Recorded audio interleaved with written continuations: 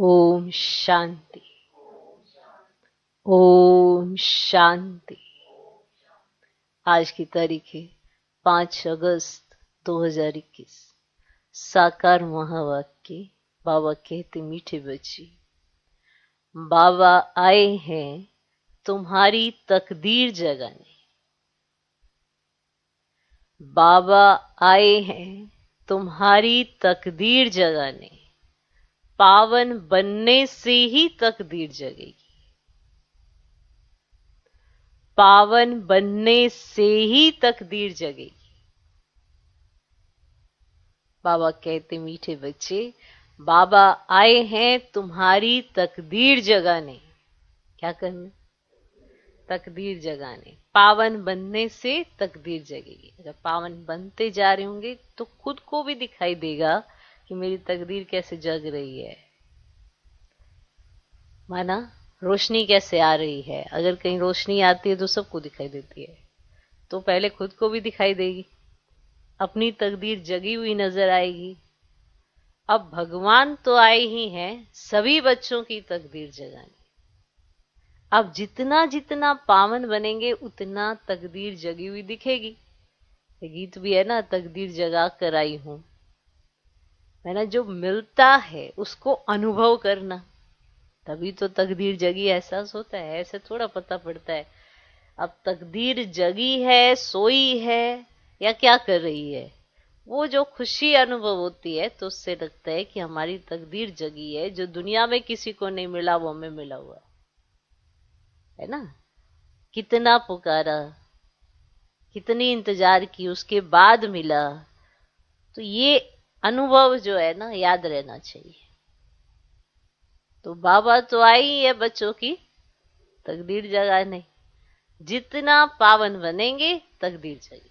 तो पावन बनने से ही तकदीर जगेगी। कोई ये सोचे मेरी तकदीर तो जगती नहीं, मुझे दिखती नहीं, तो पावनता में जरूर कमी होगी, उसमें कमी होगी। पतित संकल्प, पतित चिंतन, कुछ तो गड़बड़ है। क्योंकि जिस चीज में फंसे हुए होंगे वही चीज दिखाई देगी।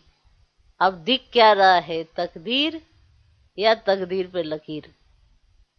तो जितना पावन बनते जाएंगे उतना तकदीर जगेगी। क्योंकि बाबा तो आए ही किस लिए? तकदीर जगाने। आज का प्रश्न, जिन बच्चों की तकदीर जगी हुई है उनकी निशानी क्या होगी? अब कैसे पता पड़ता है कि इनकी तकदीर जगी हुई है?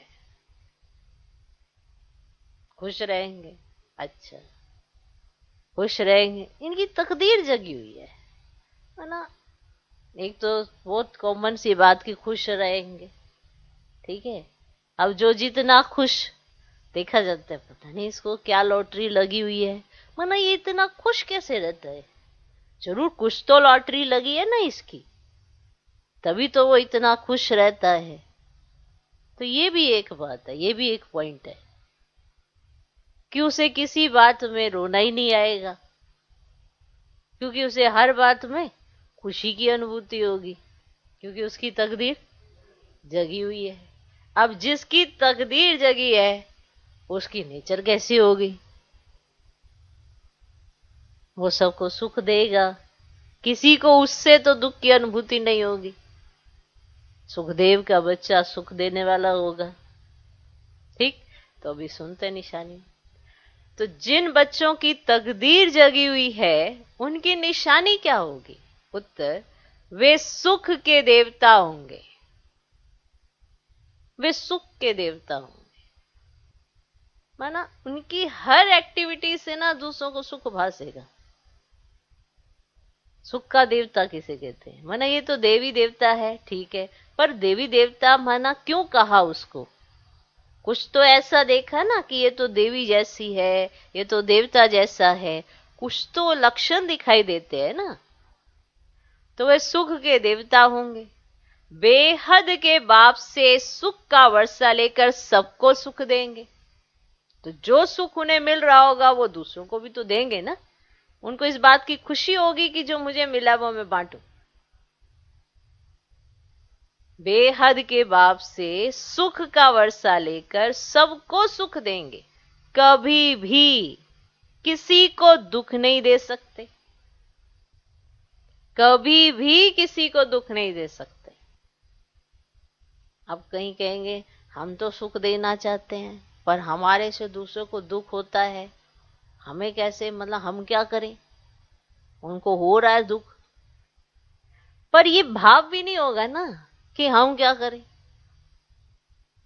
वो तो सुख के देवता है ना, तो उनकी प्रेजेंस ही सबको सुख देगी, क्योंकि उनकी मनसा वाचा कर्मना सदा बाप समान होगी। ठीक, वो कुछ भी करेंगे तो दूसरे को सुख की अनुभूति तो होगी ही होगी। हाँ, एक पॉइंट हो सकता है किसी को जेलसी हो रही है, तो ईर्ष्या द्वेष है, थोड़ा घृणा भाव है किसी के अंदर, तो वो उसको दुख फील होगा कि ये इतना अच्छा क्यों है, उसको इतना अच्छा नहीं होना चाहिए, वो हो सकता है। लेकिन वो कुछ उसमें है, सब नहीं कि सारे सोचो कि मैं तो अच्छा हूं, ये सबको ना मुझसे जेलसी है, सारे ही मेरे से दुखी हैं, ऐसा नहीं। उसकी एक्टिविटी हर बात में दूसरों को सुख देगी, वे कभी भी किसी को दुख नहीं दे सकते। मान लो जैसे किसी को ठंड लग रही है, उसने कहा फैन बंद कर दो, ये कर दो, हाँ मुझे तो गर्मी लग रही है ना, अब तुम्हें ठंड लग रही है तो तुम उठ के यहां से चले जाओ। अब ये क्या है, व्यवहार ही आपका बताता है ना कि आप सुख देने वाले हो या किस तरह के। देखो आप दूसरों से तो बड़ी उम्मीद लगाते हो कि वो ऐसे एडजस्ट करे, पर अपनी एडजस्टमेंट ही नहीं, तो सुख के देवी सुख के देवता नहीं है वो। अपने साथ अपने आसपास में उनको खुद ही अनुभूति होती है किसको क्या चाहिए, किसको क्या चाहिए। सुख के देवता है ना, हर बात में अब रेडी रहते हैं, कभी भी किसी को दुख नहीं दे सकते। वह है व्यास के बच्चे, सच्चे सच्चे सुखदेव। माना जो सुख बाबा का बनने के बाद हम अनुभव करते हैं, वो दूसरों को भी कराएंगे जरूर। उनकी दिल होगी कि दूसरों को भी वो सुख मिले जो मैं अनुभव कर रहा हूं। तो वह है व्यास के बच्चे, सच्चे सच्चे सुखदेव। दूसरा, वे 5 विकारों का संन्यास कर सच्चे सच्चे राजयोगी, राज ऋषि कहलाते हैं। उन्होंने 5 विकारों का संन्यास किया है, फिर वो संन्यास कर सच्चे सच्चे राजयोगी, राज ऋषि कहलाते हैं। माना उन्हें अनुभव होगा कि मैं राजयोगी हूं, मैं राज ऋषि हूं, तो मैं ये 5 विकारों का जिनका दान कर चुका हूं, इन्हें वापस नहीं ले सकता। तीसरा, उनकी अवस्था एक रस रहती है। अब ये किन की निशानियां सुन रहे हो, कहीं प्रश्न ना भूल जाना। जिनकी तकदीर जगी हुई है उनकी निशानी है। उनकी अवस्था एक रस रहती है, कभी कैसा मूड, कभी कैसा मूड, कभी कैसा मूड। कभी ये देखो तो अच्छा आज तो ठीक लग रहे हैं, वरना कोई व्यक्ति आपके पास आए तो पहले देखे कि आज मूड ठीक है कि नहीं, वरना बात करने से पहले वो मूड देखेगा आपका, क्योंकि उनकी अवस्था क्या ऊपर नीचे बहुत होती है। तकदीर जगी है तो खुशहाल रहेंगे, अगर बुझी हुई है तो दुखार रहेंगे, सारा दिन दुखी रहेंगे। कोई ना कोई कारण तो उठा ही लेंगे, चाहे हो जीवन में कारण ना हो, तब भी उन्होंने उठा लेना है दुखी होने का कारण, क्योंकि तकदीर पर लकीर लगाई हुई है। कारण नहीं है फिर भी उठाना है दुखी होने के लिए। अब जिनकी तकदीर जगी हुई है उनकी अवस्था एक रस रहती है, उन्हें किसी भी बात में रोना नहीं आ सकता, उन्हें किसी भी बात में कोई भी बात हो जाए रोना नहीं आ सकता। बड़े से बड़ी विकट से विकट परिस्थिति आ जाए तब भी नहीं रोएंगे। छोटी छोटी बात, मानो चूहा आ जाए, कीड़ी आ जाए, मक्खी आ जाए, बिल्ली आ जाए, शेर आ जाए, अब ये तो जानवरों के नाम है, लेकिन माया भी ऐसी है। छोटी बात, चींटी जितनी बात, हाथी जितनी बात, चाहे कोई भी बात आ जाए, उन्हें रोना आ नहीं सकता। जब स्नेह के होते हैं उन मोतियों को खुद भी समझते हैं, जब वो दुख के होते हैं वो खुद भी पता चलता है मैं कुछ नहीं कर सकता, है मेरा ये, है मेरा वो, है मेरी कोई अवस्था नहीं है, ये इस तरह का चिंतन चलता है। तो जिनकी तकदीर जगी हुई है उनकी निशानी है एक रस अवस्था। उन्हें किसी भी बात में रोना नहीं आ सकता, उनके लिए ही कहते हैं मोहजीत, उनके लिए ही कहते हैं मोहजीत। आज का गीत है, क्या गीत है? तकदीर जगाकर, बच्चा भी बता देगा। सार में तकदीर, प्रश्नोत्तर में तकदीर, तो गीत तकदीर जगाकर आयु। ओम शांति।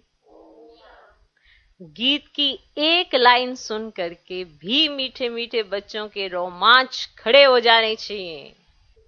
है तो कॉमन गीत, परंतु इनका सार और कोई नहीं जानते। बाप ही आकर हर गीत शास्त्र का अर्थ समझाते हैं। मीठे मीठे बच्चे यह भी जानते हैं कि कलयुग में सबकी तकदीर सोई हुई है, सत्युग में तकदीर जगी हुई रहती है। सोई हुई तकदीर को जगाने वाला और मत देने वाला अथवा तकदीर बनाने वाला एक ही बाप है। वही बैठ बच्चों की तकदीर जगाते हैं। जैसे बच्चे पैदा होते हैं और तकदीर जग जाती है। बच्चा जन्मा और उनको ये पता चल जाता कि हम वारिस हैं। हूबहू ये बेहद की बात है। बच्चे जानते हैं कल्प कल्प हमारी तकदीर जगती है और सो जाती है। पावन बनते हैं तो तकदीर जगती है। पावन ग्रस्त आश्रम कहा जाता है। आश्रम अक्षर पवित्र होता है। पवित्र ग्रस्त आश्रम, उनके अंगेस्ट फिर है अपवित्र पतित धर्म। आश्रम नहीं कहेंगे। ग्रस्त धर्म तो सबका है ही, जानवरों का भी है। बच्चे तो सब पैदा करते हैं, जानवरों को भी कहेंगे ग्रस्त धर्म में है। अब बच्चे जानते हैं हम स्वर्ग में पवित्र ग्रस्त आश्रम में थे। क्लियर? देवी देवता थे, उन्हों की महिमा गाते भी हैं। सर्वगुण संपन्न, 16 कला संपन्न, तुम खुद भी गाते थे। अभी समझते हो हम मनुष्य से सो देवता फिर से बन रहे हैं। देवी देवताओं का धर्म है। फिर ब्रह्मा विष्णु शंकर को भी देवता कहते हैं। ब्रह्मा देवताए नमः, विष्णु देवताए नमः। शिव के लिए कहेंगे शिव परमात्माए नमः। तो फर्क हुआ ना। शिव और शंकर को एक कह नहीं सकते। पत्थर बुद्धि थे, अब पारस बुद्धि बन रहे हैं। देवताओं को तो पत्थर बुद्धि नहीं कहेंगे। फिर ड्रामा प्लान अनुसार रावण राज्य होने से उन्हों को भी सीढ़ी उतरनी है। पारस बुद्धि से पत्थर बुद्धि बनना है। सबसे बुद्धिमान बनाने वाला तो एक ही बाप है। तुमको पारस बुद्धि बनाते हैं। तुम यहां आते हो पारस बुद्धि बनने। देखो पत्थर बुद्धि है, बनने के आए हो पारस बुद्धि बनने। पारसनाथ के भी मंदिर हैं, वहां मेला लगता है, परंतु ये किसको पता ही नहीं है कि पारसनाथ कौन है। वास्तव में पारस बनाने वाला तो बाप ही है। वह है बुद्धिवानों की बुद्धि। क्या है? बुद्धिवानों की बुद्धि।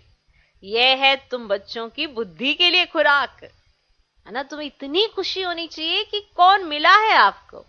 बुद्धिवानों की जो बुद्धि है वो आपको बुद्धि दे रहा है। इस समय पत्थर बुद्धि से पारस बुद्धि बना रहा है। यह है तुम बच्चों की बुद्धि के लिए खुराक। बुद्धि कितना पलटती है। जैसे गाया जाता है ना, see no evil, think no evil. अब बंदरों की तो बात ही नहीं है ना, मनुष्य ही जैसे बंदर मिसल बन जाते हैं।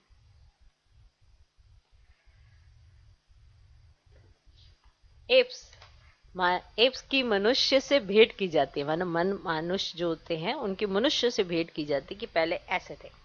अब इसको कहा जाता है कांटों का जंगल। क्या कहा जाता है?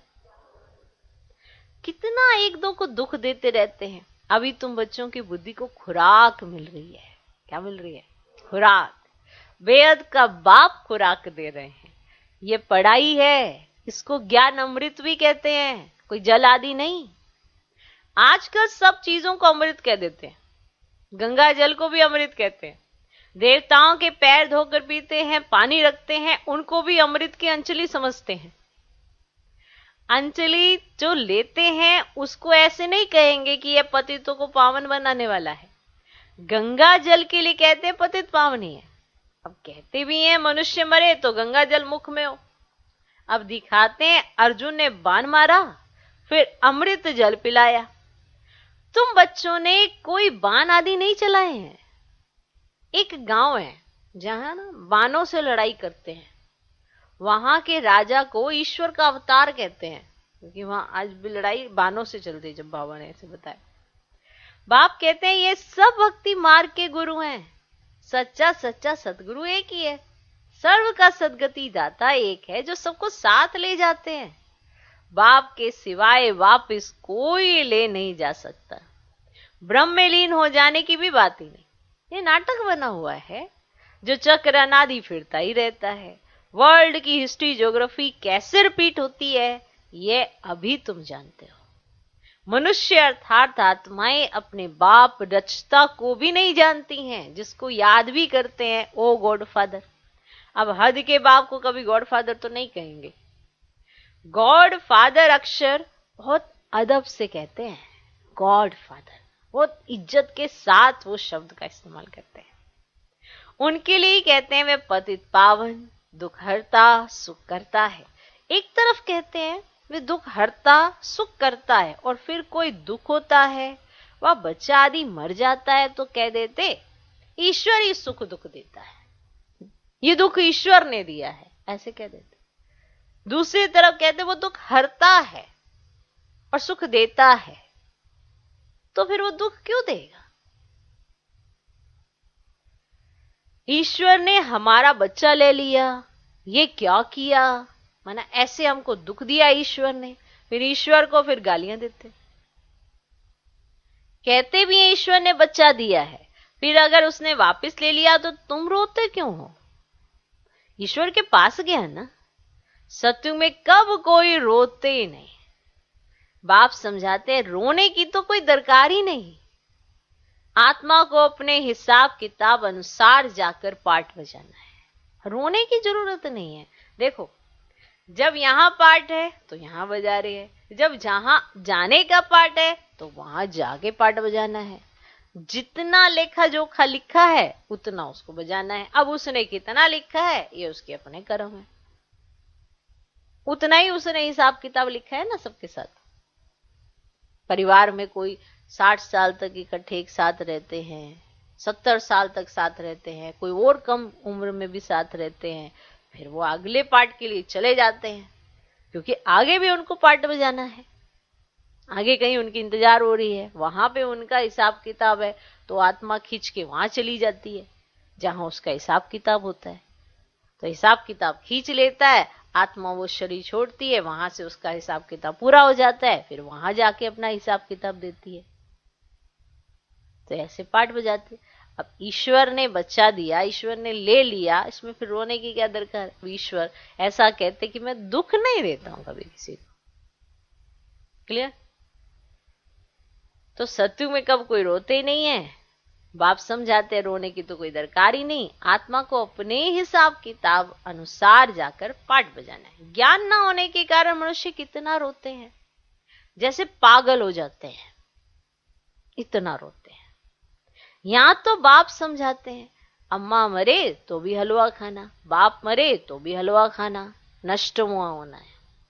हलवा बनाने की बात नहीं, हलवा खाना। माना बुद्धि से ये बात समझ जाना कि वो आत्मा पाठ बजाने आगे चली गई। माना जहां गई होगी वहां तो खुशहाली होगी, और तुम्हारे पीछे उसका पाठ पूरा हो गया तो तुम दुखी हो, पर रोना नहीं, दुखी नहीं होना, तो नष्ट मुआ होना है। हमारा तो एक ही बेहद का बाप है, दूसरा ना कोई। ऐसी अवस्था बच्चों की होनी चाहिए, ऐसी अवस्था। मोहजीत राजा की कथा भी सुनी है ना। सत्युग में कभी दुख की बात नहीं होती, ना कभी अकाले मृत्यु होती है। बच्चे जानते हैं हम काल पर जीत पाते हैं। बाप को महाकाल भी कहते हैं, कालों का काल। तुमको काल पर जीत पानी है, अर्थात काल कब खाता नहीं। काल ना आत्मा को ना शरीर को खा सकता। आत्मा एक शरीर छोड़ दूसरा लेती है, उसको कहते हैं काल खा गया। बाकी काल कोई चीज नहीं है। मनुष्य महिमा गाते रहते हैं, समझते कुछ नहीं। अच्युतम केशवम। बाप समझाते ये 5 विकार तुम्हारी बुद्धि को कितना खराब कर देते हैं। सही बात है, इतना खराब कर देते हैं कि सही बात भी समझ ही नहीं आती, सही ली नहीं जा पाती, उसको उल्टा ही लेना है। ये जो उल्टी बुद्धि चल रही है ये 5 विकारों के कारण है, ये समझना बड़ा जरूरी है। बाप तो रोज आपको उल्टा ही सिखाते हैं, फिर भी सारा दिन में बुद्धि उल्टा ही चलती है। कारण 5 विकार हावी है। तो बाप समझाते ये 5 विकार तुम्हारी बुद्धि को कितना खराब कर देते हैं। इस समय कोई भी बाप को नहीं जानते, इसीलिए उनको आरफन की दुनिया कहा जाता है। कितना आपस में लड़ते झगड़ते रहते हैं। ये सारी दुनिया बाबा का घर है ना। बाप सारी दुनिया के बच्चों को पति से पावन बनाने आते हैं। आजा कलब बरोबर पावन दुनिया थी ना। अब गाते भी हैं राम राजा राम प्रजा, वहां फिर अधर्म की बात हो कैसे सकती। अब कहते भी हैं कि वहां शेर बकरी इकट्ठे जल पीते हैं। माना ये एग्जाम्पल दिया जाता है कि वहां पर जानवरों में भी इतना प्यार होता है तो मनुष्यों में कितना होगा। यहाँ मनुष्य में इतना 5 विकारों की वजह से लड़ाई झगड़ा इतना है, तो जानवरों में भी वैसा है। माना प्रकृति भी वैसे ही रिस्पॉन्ड करती है ना, जैसे आत्माएं रिस्पॉन्ड कर रही है प्रकृति वैसे रिस्पॉन्ड करती है। ये सब प्राकृतिक है ना। तो वो कहते भी है वहां शेर बकरी इकट्ठे जल पीते हैं। फिर वहां रावण आदि कहां से आए, समझते नहीं। बाहर वाले तो ऐसी बातें सुनकर हंसते हैं कि एक तरफ तो ये ऐसा कहते हैं, दूसरी तरफ ऐसा कहते हैं। माना एक ही बात का दूसरा व्यक्ति बात उसकी काट कर रहा है, फिर ये वैसी बात ही क्यों कहते हैं। तो जो बाहर वाले सुनते हैं ना वो हंसते हैं कि माना राम की सीता चुराई गई, तो उनको बड़ी हंसी आती है कि ऐसा कैसे संभव है। आज की डेट में कोई इतनी प्रोटेक्शन रखे तो कोई एक चीज भी सुई जैसी चीज नहीं चुराने देता, तो वो तो सीता थी, वो कैसे चुराई चली गई। उनके दिव्य दृष्टि कहां चली गई, समझे। अब अर्थ क्या है वो अभी हमें पता है। जब अर्थ खत्म हो जाता है तो व्यर्थ ही व्यर्थ। तो जिसका जो दिल में आया उसने बैठ बनाया, जैसी जैसी कंडीशन दिख रही थी वैसे वैसे छाप दी। अब है तो आत्मा सीता, कोई शरीर रूपी सीता तो थी नहीं ऐसे वाली जिसको चुराया गया हो। अब आप चोरी हुए हो। लक्ष्मण रेखा पार करी, मर्यादाएं तोड़ी, नियम तोड़े, बस चली गई रावण के साथ। 5 विकारों में प्रसीभूत हो गई, तो हो गई ना चोरी। तो कहते भी है वहां शेर बकरी इकट्ठे जल पीते हैं, पर वहां रावण कहां से आए, समझते नहीं। बाहर वाले तो ऐसी बातें सुनकर हंसते हैं। बाप आकर ज्ञान देते यह पतित दुनिया है ना। अब प्रेरणा से पतितों को पावन बनाएंगे क्या। बुलाते हैं पतित पावन आओ, तो जुड़ भारत में ही आया था। अब भी कहते मैं ज्ञान का सागर आया हूं तुम्हें आप समान मास्टर ज्ञान सागर बनाने। बाप कोई सच्चा सच्चा व्यास कहेंगे तो ये व्यास देव और तुम उनके बच्चे सुखदेव। तुम अभी सुख के देवता बनते हो। क्या बनते हो, सुख का वर्षा ले रहे हो व्यास शिवाचार्य से। व्यास के बच्चे तुम हो, परंतु मनुष्य मूंझ ना जाए इसीलिए कहा जाता है शिव के बच्चे। उनका असुल नाम है शिव। आत्मा को जाना जाता है, परमात्मा को भी जाना जाता है। वही आकर पति से पावन बनने का रास्ता बताते हैं। कहते हैं मैं तुम आत्माओं का बाप हूं। अब कहते हैं अंगुष्ठे मिसल है, इतना बड़ा तो यहाँ ठहर भी ना सके, वह तो बहुत सूक्ष्म है। अब डॉक्टर लोग भी ना माथा मारते हैं आत्मा को देखने के लिए कि देखें ये क्या चीज निकलती है, परंतु देख ही नहीं सकते। आत्मा को रियलाइज किया जाता है, देखा नहीं जाता है। दिख भी जाएगी तो पता भी नहीं चलेगा, कहीं बिंदी आई थी बिंदी। रियलाइज किया जाता है किसको? आत्मा को। बाप पूछते हैं अब तुमने आत्मा को रियलाइज किया? इतनी छोटी सी आत्मा में अविनाशी पार्ट नूंदा हुआ है, जैसे एक रिकॉर्ड है। पहले तुम देह अभिमानी थे, अभी देही अभिमानी बने हो। तुम जानते हो हमारी आत्मा 84 जन्म कैसे लेती रहती है, उनका एंड नहीं होता। कोई कोई पूछते हैं ये ड्रामा कब से शुरू हुआ, परंतु ये तो अनादि है, ये कभी विनाश नहीं होता। इनको कहा जाता है बना बनाया अविनाशी वर्ल्ड ड्रामा।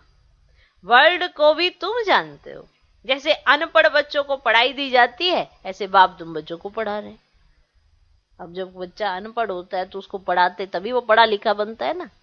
तो आप भी बाकी सब नॉलेज से अनपढ़ ही हैं। जो बाबा के पास ज्ञान है उससे अनपढ़ है, तो अभी बाबा बैठ के तुम बच्चों को पढ़ाते। अब आत्मा ही शरीर द्वारा पढ़ती है। अब यह पत्थर बुद्धि के लिए फूड, भोजन है ना, बुद्धि को समझ मिलती है ना, बुद्धि को समझ। तुम बच्चों के लिए ही बाबा ने चित्र बनवाए हैं, बहुत तो सहज है। त्रिमूर्ति ब्रह्मा विष्णु शंकर। अब ब्रह्मा को त्रिमूर्ति क्यों कहते हैं?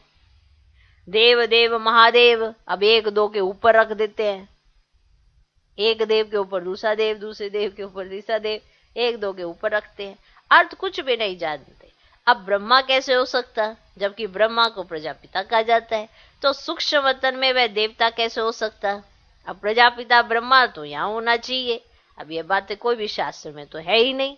तो बाप कहते हैं मैं इस शरीर में प्रवेश कर इन द्वारा तुमको समझाता हूं, इनको अपना रथ बनाता हूं, इन द्वारा तुमको समझाता हूं, इनको अपना रथ बनाता हूं, इनके बहुत जन्मों के अंत में मैं आता हूं।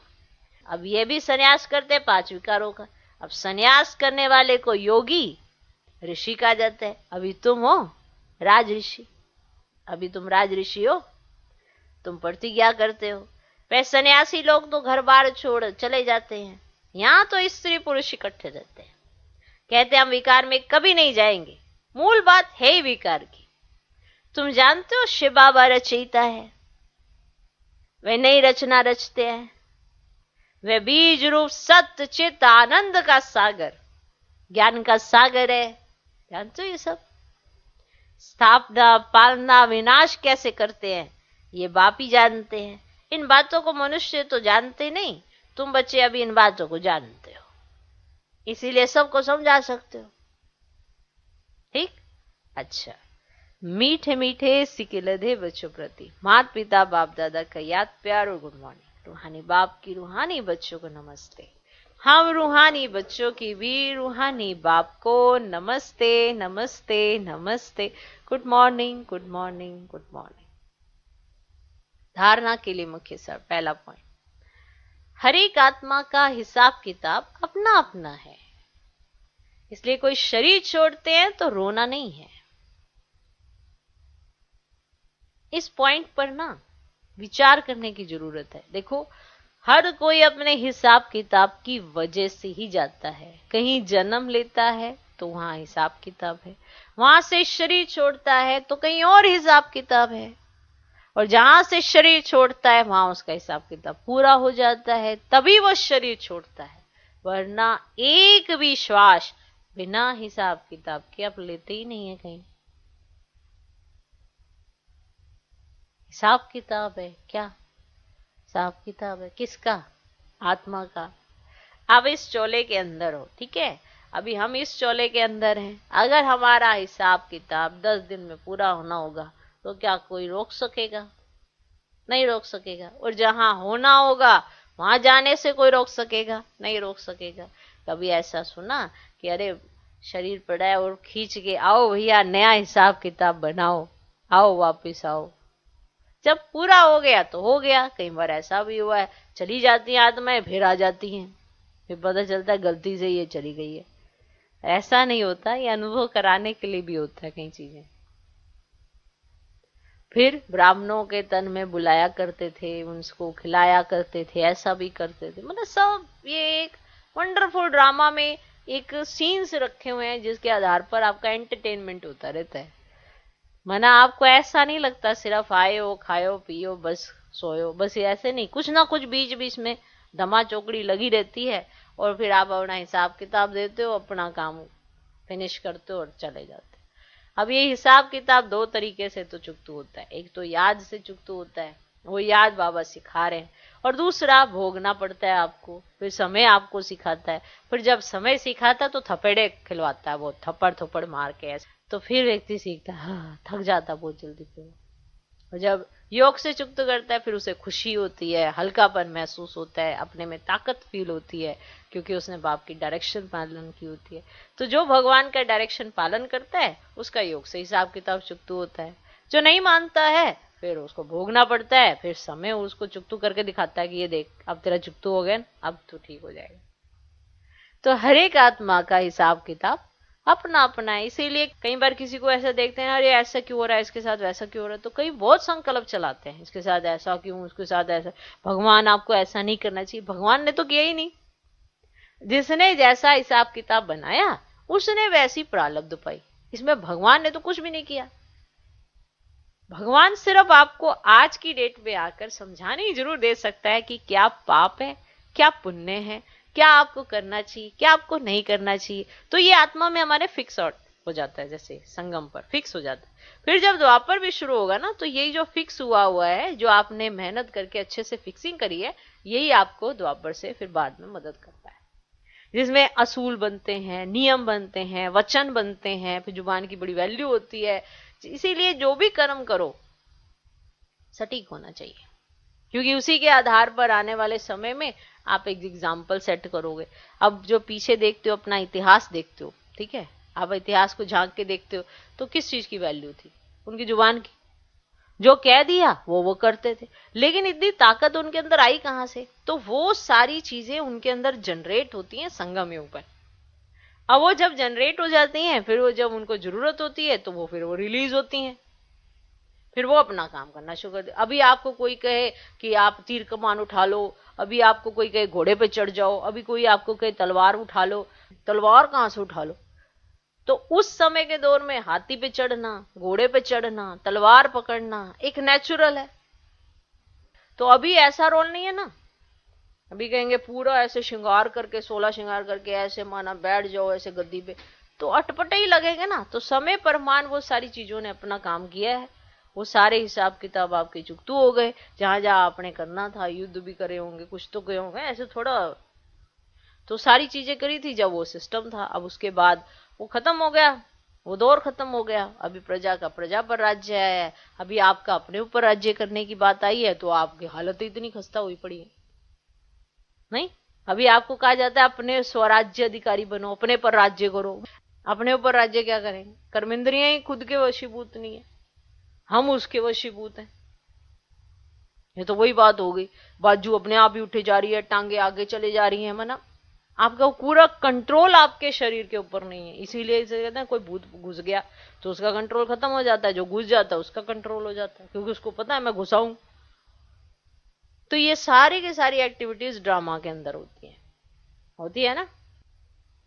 अब ये सारी की सारी चीजें आत्मा के अंदर हैं। अब देखो, अब 84 जन्मों का सारा लेखा जोखा तो आत्मा के अंदर है ना।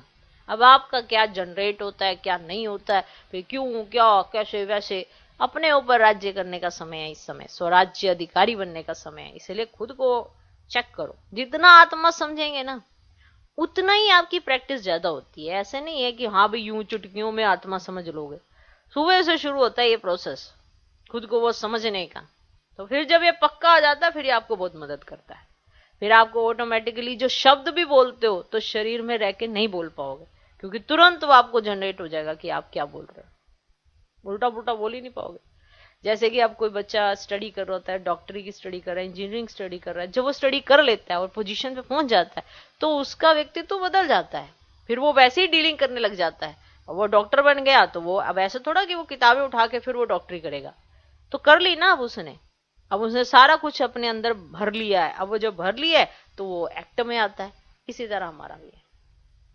तो हर एक आत्मा का हिसाब किताब अपना अपना है। इसलिए कोई शरीर छोड़ते हैं तो रोना नहीं है, पूरा नष्ट मुआ बनना है। देखो, रोना नहीं है इसका मतलब ये होता है कि मना आपसे दुखी नहीं होना चाहिए कि ये क्यों हो गया, ऐसे सवाल नहीं उठाने हैं, क्योंकि वो तो होना ही है।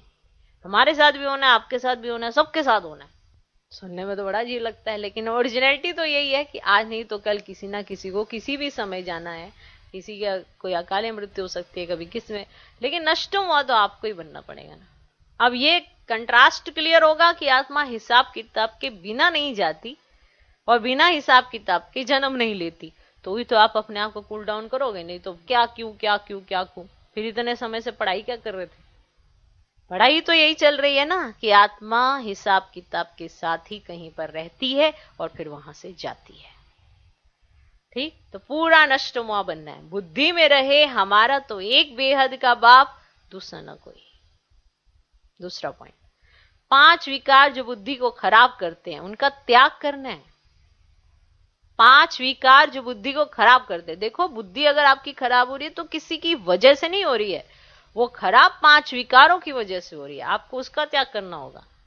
वो आप पे हावी है, इसीलिए आपकी बुद्धि में स्वच्छता नहीं आ रही है। और जो अगर स्वच्छता नहीं होगी, पावनता नहीं होगी, आपकी तकदीर आपको जगी हुई बिल्कुल नहीं दिखाई देने वाली। 5 विकार जो बुद्धि को खराब करते हैं उनका त्याग करना है। सुख का देवता बन सबको सुख देना है, किसी को दुख नहीं देना है। आज का वरदान, रहम की दृष्टि द्वारा घृणा दृष्टि को समाप्त करने वाले नॉलेजफुल भव। रहम की दृष्टि द्वारा घृणा दृष्टि को समाप्त करने वाले नॉलेजफुल भव। जब कभी रहम की दृष्टि आ जाती है तो घृणा दृष्टि खत्म हो जाती है। और अगर घृणा दृष्टि चल रही है तो फिर रहम नहीं रख सकते एक दूसरे के साथ। जो बच्चे एक दो के संस्कारों को जानकर संस्कार परिवर्तन की लगन में रहते हैं, कभी यह नहीं सोचते कि यह तो है ही ऐसे, ये तो है ही ऐसे, उन्हें कहेंगे नॉलेजफुल। वे स्वयं को देखते और निर्विघ्न रहते हैं। उनके संस्कार बाप के समान रहमदिल के होते हैं। रहम की दृष्टि घृणा दृष्टि को समाप्त कर देती है। ऐसे रहमदिल बच्चे कभी आपस में खिटखिट नहीं करते, कभी आपस में खिटखिट नहीं करते। वे सपूत बनकर सबूत देते हैं कि मैं क्या हूं। सपूत जो होता है उसको देखकर सबूत मिलता है कि इसका मां बाप क्या है। जो बच्चे एक दो के संस्कारों को जानकर संस्कार परिवर्तन की लगन में रहते हैं, कभी ये नहीं सोचते कि ये तो है ही ऐसे, उन्हें कहेंगे नॉलेजफुल। बात समझ में? वो दूसरे को देखकर कभी ऐसा नहीं कहते ये तो है ही ऐसे, ये तो है ही ऐसे, ये तो बदल ही नहीं सकते। क्या उन्हें नॉलेजफुल कहेंगे? जो ऐसा कह देते हैं। और जो नहीं कहते हैं उनको कहेंगे नॉलेजफुल।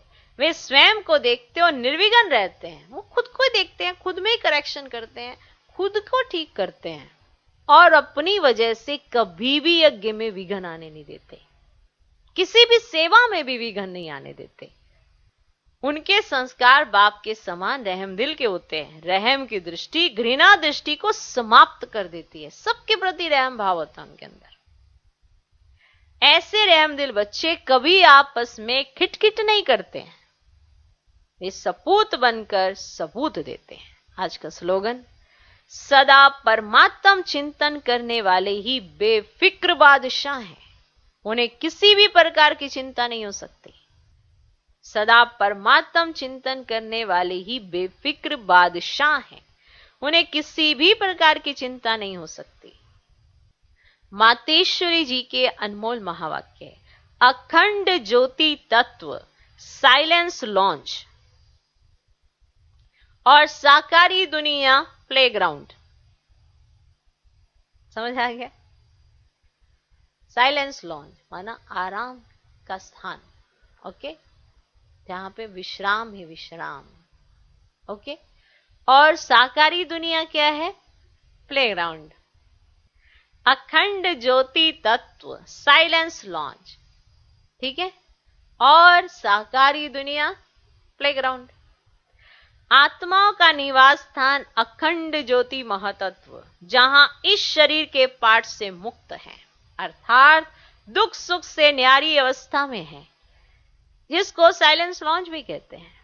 और आत्माओं का शरीर सहित पार्ट बजाने का स्थान प्लेग्राउंड, ये साकारी दुनिया है।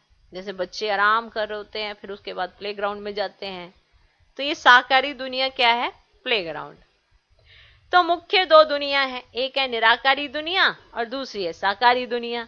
दुनिया वाले तो सिर्फ कहने मात्र कहते हैं कि परमात्मा रचता, पालन करता है, संहार करता है, खिलाता है, मारता है, जलवाता भी वही है, तो दुख सुख देने वाला भी वही है। जब कोई को दुख आता है तो कहते हैं प्रभु तेरा भाना मीठा लागे। हाँ, माने जिस हाल में तू रखे मुझे मैं खुश हूं, माने जब कोई दुख आता है तो ऐसा कहते हैं। अब यह है अयथार्थ ज्ञान, क्योंकि ये कोई परमात्मा का काम नहीं है। परमात्मा दुख हरता, दुख करता नहीं है। जन्म लेना, जन्म छोड़ना, दुख सुख भोगना हर एक मनुष्य आत्मा के संस्कार है। शारीरिक जन्म देने वाला माता पिता है, जो भी कर्म बंधन अनुसार बाप बेटे के संबंध में आता है। इसी रीति आत्माओं का पिता फिर परमात्मा बाप है। वो कैसे बेहद रचना की स्थापना पालना करता है, कैसे वो अपने तीन रूप ब्रह्मा विष्णु शंकर का रचयिता है, फिर इनाकारी रूपों द्वारा दैवी सृष्टि की स्थापना, आसुरी दुनिया का विनाश और फिर दैवी दुनिया की पालना करवाता है। परमात्मा के ये तीन काम बेहद के हैं। बाकी ये दुख सुख जन्म मरण कर्मों अनुसार होता है। इसलिए मुरली में भी समझा दिया, अभी मम्मा ने भी समझा दिया कि सब कुछ, अगर आपको दुख भास रहा है तो वो आपके अपने कर्म है, और अगर आपको सुख भास रहा है तो वो आपकी अपनी तकदीर है। आपने जो किया है या जो बोया है वही काटोगे। परमात्मा तो है ही सुखदाता, वो कोई अपने बच्चों को दुख नहीं देता। जिसको ये बात समझ में आ गई, वो कभी भी दुखी होकर बाबा से ये नहीं कहेगा बाबा मेरे साथ ही ऐसा क्यों, कभी नहीं कह सकता वो, क्योंकि उसे पता है कि ये जो भी है सब मेरे कर्मों अनुसार है, सब मैंने अपने कर्म बनाए हैं। तो आज सुख की दुनिया का एहसास करने के बजाय दुख अनुभव हो रहा है। ये सब अपने कर्मों अनुसार है। तो परमात्मा तो है ही क्या? सुखदाता। वो कोई अपने बच्चों को दुख नहीं देता। अच्छा, ओम शांति।